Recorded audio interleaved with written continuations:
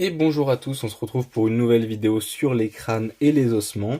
On est aujourd'hui avec les restes d'un corail, un corail très différent de celui d'avant.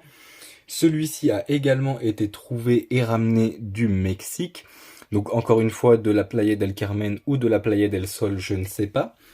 Je vais vous refaire exactement le même disclaimer, à savoir surtout ne prenez pas des coraux dans l'océan, ne prenez pas des coraux vivants.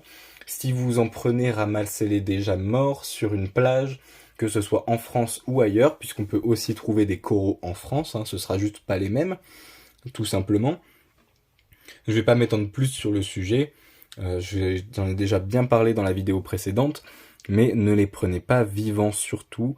Euh, c'est vraiment important, si vous en voulez, si vous aimez ça en tant que déco ou quoi que ce soit, prenez-les morts, voire même achetez-les. Ils seront déjà morts, ou alors ce sera des répliques mais avec le même aspect. C'est pas vraiment un souci. Donc on est sur un spécimen qui est totalement différent.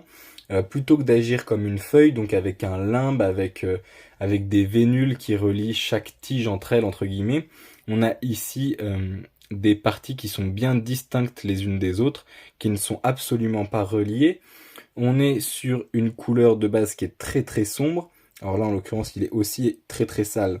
Mais voilà, on est sur une couleur qui est très très sombre et qui est brillante. On voit bien la délimitation entre le nettoyage et le pas nettoyage là, en termes de poussière. Et on est sur des pointes, des bouts, hop, j'en nettoie un petit peu vite fait, qui vont être orangés, voire rouges, et qui sont également très sympathiques en termes de colorimétrie. Au niveau de la base, on est sur une base qui est très très différente, dans le sens où plutôt que de s'étaler comme celui d'avant, il est très très peu étalé, là il fait un 1 cm ou un demi-centimètre, et tout le reste c'est de la roche. Alors, au vu de l'aspect de la roche et des petits points roses qu'il y a ici, je me demande si c'est pas un autre corail, si il n'a pas poussé sur un autre corail, mais je sais pas du tout et je voudrais pas vous dire de conneries.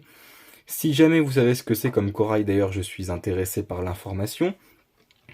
On est malheureusement sur un spécimen qui est bien plus abîmé que l'autre. On peut voir notamment ici, hop, on va essayer de refaire le point.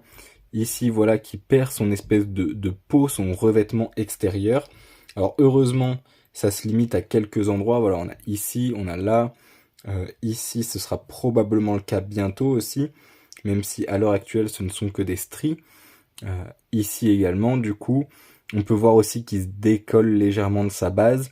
Donc j'espère qu'il sera toujours en bon état pour le projet, mais rien n'est moins sûr vu l'envergure du projet, vu le temps et l'argent que le projet va me prendre. Donc j'espère, mais on verra bien. Je pense qu'on a à peu près fait le tour sur ce corail. Je vous dis merci à tous et bonne journée.